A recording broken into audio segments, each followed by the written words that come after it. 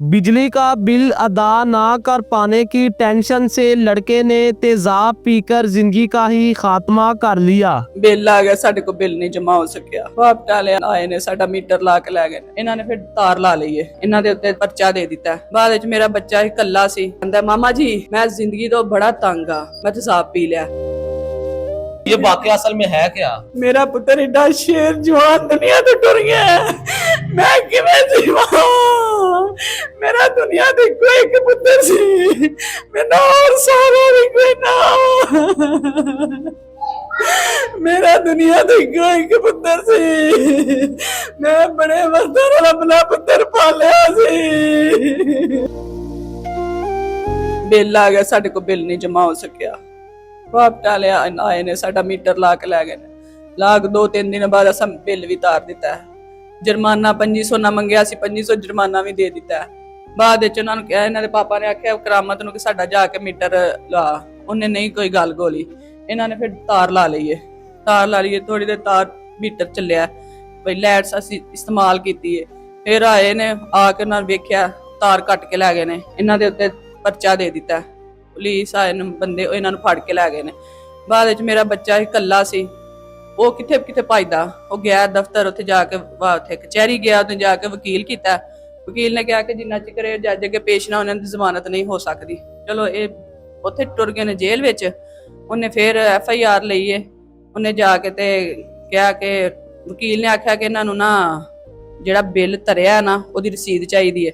ਮੈਂ ਕਿਹਾ ਉਹਨੇ ਜਮਾ ਕਰਾ ਦਿੱਤੀ ਹੈ, ਉਹ ਹੁਣ ਅਸੀਂ ਕਿੱਥੋਂ ਲਿਆਈਏ? ਆਂਦੇ ਨੇ ਉਹ ਜਮਾ ਨਹੀਂ ਕਰਨੀ, ਜਿਹੜਾ ਉਹਨਾਂ ਨੇ ਬਿੱਲ ਪਾਣਾ ਨਾ ਉਹਦੀ ਰਸੀਦ ਲੈ ਕੇ ਆਓ। ਫਿਰ ਬੱਚਾ ਮੇਰਾ ਗਿਆ ਵਾਪਰਾ ਦੇ ਦਫ਼ਤਰ, ਉਹਨਾਂ ਜਾ ਕੇ ਵੇਖਿਆ, ਉਹਨਾਂ ਲੱਖ ਰੁਪਈਆ ਜੁਰਮਾਨਾ ਪਾ ਦਿੱਤਾ। ਉਹਨਾਂ ਲਿਖਿਆ ਕਿ 50,000 ਜਿਹੜਾ ਤੁਸੀਂ ਹੁਣ ਜਮਾ ਕਰਾਣਾ ਤੇ 50,000 ਜਿਹੜਾ ਉਹਦੀਆਂ ਤੁਸੀਂ ਕਿਸ਼ਤਾਂ ਕਰਾਉਣੀਆਂ ਨੇ। ਆਇਆ ਮੇਰਾ ਪੁੱਤਰ, ਆ ਕੇ ਬੜਾ ਪਰੇਸ਼ਾਨ, ਪਤਾ ਨਹੀਂ ਉਹਨਾਂ ਧਮਕੀਆਂ ਲਾਈਆਂ ਨੇ, ਕੀ ਕੀਤਾ ਹੈ, ਆਪਣੇ ਅੰਦਰ ਹੀ ਉਹਨੇ ਪਾ ਲਈਆਂ ਨੇ ਗੱਲਾਂ। ਪਰੇਸ਼ਾਨ, ਨਾ ਕੋਈ ਖਾਦਾ ਨਾ ਪੀਤਾ, ਬਸ ਮਾਮਾ ਜੀ ਕਿੱਥੋਂ ਪੈਸੇ ਦਿਆਂਗੇ, ਮਾਮਾ ਜੀ ਕੀ ਕਰਾਂਗੇ, ਮਾਮਾ ਜੀ ਕੀ ਕਰਾਂਗੇ। ਸਿਰ ਸੁੱਟ ਕੇ ਥੱਲੇ ਬਹਿ ਰਿਹਾ। ਮੈਂ ਕਿਹਾ ਫਰਾਜ਼ ਤੈਨੂੰ ਕੀ ਹੋਇਆ? ਕੁਛ ਨਹੀਂ। ਤੈਨੂੰ ਕੀ ਹੋਇਆ? ਕੁਛ ਨਹੀਂ, ਬਸ ਮੈਨੂੰ ਬਿੱਲ ਦੀ ਟੈਨਸ਼ਨ ਹੈ। ਸਵੇਰ 30 ਤਰੀਕ ਦਾ ਉਹਨਾਂ ਵਾਅਦਾ ਕੀਤਾ, ਅਸੀਂ ਕਿਵੇਂ ਬਿੱਲ ਜਮਾ ਕਰਾਂਗੇ, ਕਿੱਥੋਂ ਜਮਾ ਕਰਾਂਗੇ? ਸ਼ਾਮ ਹੋਈ ਏ, ਮੈਨੂੰ ਕੋਈ ਪਤਾ ਨਹੀਂ, ਬਸ ਛੱਤ ਤੇ ਚੱਕਰੀਆਂ ਲਾਂਦਾ, ਇੱਧਰ ਇੱਧਰ ਇੱਧਰ। ਮੈਨੂੰ ਡਾਊਟ ਹੁੰਦਾ, ਮੈਂ ਇਹਨੂੰ ਪੁੱਛਦੀ, ਮੈਂ ਨਹੀਂ, ਇਹਨੂੰ ਸਿਰਫ ਬਿੱਲ ਦੀ ਟੈਨਸ਼ਨ ਹੈ। ਸਵੇਰ ਉਹਨਾਂ 30 ਤਰੀਕ ਦਾ ਟਾਈਮ ਦਿੱਤਾ ਹੈ, ਥੱਲੇ ਉਤਰਿਆ, ਬਸ ਇਹਨਾਂ ਕੋ ਯਾਰ ਦੋਸਤ ਆਵਾਜ਼ਾਂ ਮਾਰਦੇ ਨੇ, ਲਾਡਾ ਲਿਆ ਥੱਲੇ ਆ, ਨਹੀਂ ਆਉਂਦਾ। ਮੈਂ ਨਹੀਂ, ਅੱਗੇ ਆਵਾਜ਼ ਮਾਰਦੇ ਤੇ ਭੱਜ ਕੇ ਥੱਲੇ ਜਾਂਦਾ ਸੀ, ਅੱਜ ਥੱਲੇ ਕਿਉਂ ਨਹੀਂ ਜਾਂਦਾ ਪਿਆ, ਪਤਾ ਨਹੀਂ ਇਹਨੂੰ ਕੀ ਹੈ। ਫਿਰ 1 ਮਿੰਟ ਲੱਗਾ, ਉੱਤੋਂ ਥੱਲੇ ਉਤਰਿਆ, ਫਿਰ ਉੱਤੇ ਟੁਰ ਗਿਆ। ਕੁਰਸੀ ਫੜੀ ਸੂ, ਅੰਦਰ ਜਾ ਕੇ ਬਹਿ ਗਿਆ। ਮੈਂ ਬਰਾਂਡੇ 'ਚ ਹਾਂ, ਅੰਦਰ ਹੈ। ਇੰਨੀ ਕੁ ਗੱਲ ਮੈਂ ਆਪਣੇ ਜ਼ਿਹਨ 'ਚ ਸੋਚੀ ਹੈ ਕਿ ਬਰਾਂਡੇ 'ਚ ਵੀ ਗਰਮੀ ਬੜੀ ਹੈ ਤੇ ਫਰਾਜ਼ ਕੁਰਸੀ ਲੈ ਕੇ ਅੰਦਰ ਕਿਉਂ ਟੁਰ ਗਿਆ? ਕੋਈ ਮੈਨੂੰ ਡਾਊਟ ਹੁੰਦਾ, ਕੋਈ ਨੇ ਮੈਨੂੰ ਦੱਸਿਆ ਹੁੰਦਾ, ਮੈਂ ਅੰਦਰ ਜਾ ਕੇ ਵੇਂਦੀ, ਮੈਂ ਨਹੀਂ ਵੇਖਿਆ। ਯਕਦਮ ਨਾ ਬਾਹਰ ਆ ਗਿਆ, ਕਹਿੰਦਾ ਮਾਮਾ ਜੀ 11 ਵਜੇ ਵਾਲੇ ਨੂੰ ਫੋਨ ਨਾ ਕਰਿਆ ਜੇ, ਮੈਂ ਤੇਜ਼ਾਬ ਪੀ ਲਿਆ, ਮੈਂ ਜ਼ਿੰਦਗੀ ਤੋਂ ਬੜਾ ਤੰਗ ਆ, ਮੈਂ ਬੜਾ ਦੁੱਖ ਸਹਿਣਾ ਪਿਆ, ਨਾ ਸਾਡੇ ਘਰ ਲਾਈਟ ਹੈ, ਨਾ ਸਾਡੇ ਘਰ ਪਾਣੀ ਹੈ, ਕੋਈ ਜ਼ਿੰਦਗੀ ਹੈ। ਬਸ ਜਾ ਕੇ ਛੱਤ ਤੇ ਡਿੱਗ ਪਿਆ। ਮੈਂ ਮੁੰਡਿਆਂ ਨੂੰ ਬਾਹਰੋਂ ਸੱਦਿਆ, ਮੁੰਡੇ ਸਾਰੇ ਹਮਾ ਕੇ ਉੱਤੇ ਟੁਰ ਗਏ ਨੇ ਛੱਤ ਤੇ। ਉਹਨਾਂ ਜਾ ਕੇ ਮੇਰੇ ਬੱਚੇ ਪੜ ਕੇ 11 ਵਜੇ ਪਾ ਕੇ हॉस्पिटल ਲੈ गए ਨੇ।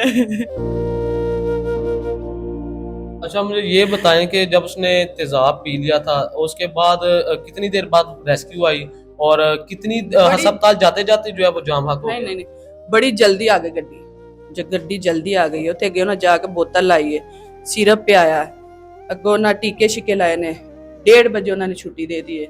उन्हें कहा तुहाडा मरीज बिल्कुल ठीक है, इनू कुछ नहीं। असीं घर लैके आ गए, 1:30 बजे असीं घर आए, आके थोड़ी देर सुता है, सौ के उठ के कहंदा मामा जी मैनू ना तलखी हुंदी है, मैनू तलखी हुंदी है। सुबह असीं आख्या सुबह भई दिन चाड़, असीं फिर तैनू लै जाने। 5 बजे फिर एक होर 11 बजे वाले फोन किया, ਉਹ ਲੈ ਗਏ ਨੇ ਉੱਥੇ ਹਸਪੀਟਲ। ਡਾਕਟਰ ਵੇਖਿਆ ਨਾ, ਚੈੱਕ ਕੀਤਾ, ਆਂਦੇ ਨੇ ਬੱਚੇ ਨੂੰ ਕੋਈ ਨਹੀਂ ਹੈ, ਬੱਚਾ ਬਿਲਕੁਲ ਠੀਕ ਹੈ, ਸਿਰਫ ਇਹਨੂੰ ਜਿਹੜੀ ਟੈਨਸ਼ਨ ਹੈ ਉਹਦੀ ਟੈਨਸ਼ਨ ਖਤਮ ਕਰੋ। ਇਹਨੂੰ ਟੈਨਸ਼ਨ ਲੈ ਰਿਹਾ ਇਸ ਟਾਈਮ, ਮੈਨੂੰ ਪਤਾ ਨਹੀਂ ਇਹਦੇ ਦਿਮਾਗ ਵਿੱਚ ਕਿਹੜੀ ਟੈਨਸ਼ਨ ਘੁੰਮ ਰਹੀ ਹੈ। ਮੈਂ ਕਿਹਾ ਫਰਾਜ਼ ਤੂੰ ਟੈਨਸ਼ਨ ਨਾ ਲੈ, ਸਾਡਾ ਮੀਟਰ ਵੀ ਲੱਗੇਗਾ, ਤੇਰੇ ਪਾਪਾ ਵੀ ਆ ਜਾਣਗੇ। ਆਂਦਾ ਨਹੀਂ ਮਾਮਾ ਮੈਨੂੰ ਬੜਾ ਤਲਖੀ ਹੁੰਦੀ ਹੈ, ਮੈਨੂੰ ਬੜੀ ਟੈਨਸ਼ਨ ਹੁੰਦੀ ਹੈ, ਮੇਰਾ ਅੰਦਰ ਫਟਦਾ ਪਿਆ।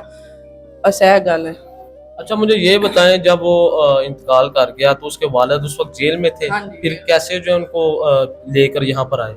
ਉਹ ਜਿਹੜਾ 11 ਬਾਈ ਵਾਲੇ ਪਹਿਲਾਂ ਜਿਨ੍ਹਾਂ ਨੇ ਖੜਿਆ ਸੀ ਨਾ, ਉਹਨਾਂ ਮੈਨੂੰ ਆਖਿਆ ਸੀ, ਉਹਨਾਂ ਕਿਹਾ ਤੁਸੀਂ ਪਰੇਸ਼ਾਨ ਨਾ ਹੋਵੋ, ਇਸ ਮਸਲੇ ਦਾ ਹੱਲ ਹੋ ਸਕਦਾ ਹੈ। ਉਹਨਾਂ ਹਸਪੀਟਲ ਜਾ ਕੇ ਉਹਨਾਂ ਮੈਨੂੰ ਆਪਣਾ ਨੰਬਰ ਲਿਖ ਕੇ ਦਿੱਤਾ, ਆਂਦੇ ਨੇ ਇਸ ਨੰਬਰ ਤੇ ਕਾਲ ਕਰਿਆ ਜੇ। ਭਰਾ ਦਾ ਦੋਸਤ ਕਬੀਰ, ਉਹਨੂੰ ਉਹਨਾਂ ਫੋਨ ਕੀਤਾ, ਉਹਨਾਂ ਕਿਹਾ ਉਹਦੀ ਮਾਮਾ ਨੂੰ ਆਖੋ ਤੂੰ ਟੈਨਸ਼ਨ ਨਾ ਲੈ, ਤੇ ਤੇਰੇ ਪਾਪਾ ਵੀ ਆਣਗੇ ਤੇ ਤੁਹਾਡਾ ਮੀਟਰ ਵੀ ਲੱਗੇਗਾ। ਹਾਂ, ਮੈਂ ਉਹਨੂੰ ਸਮਝਾਉ, ਉਹਨੂੰ ਦਿਲਾਸਾ ਦੇ, ਸੁਬਾਹ ਮੈਂ ਰਾਬਤਾ ਕਰਾਂਗਾ।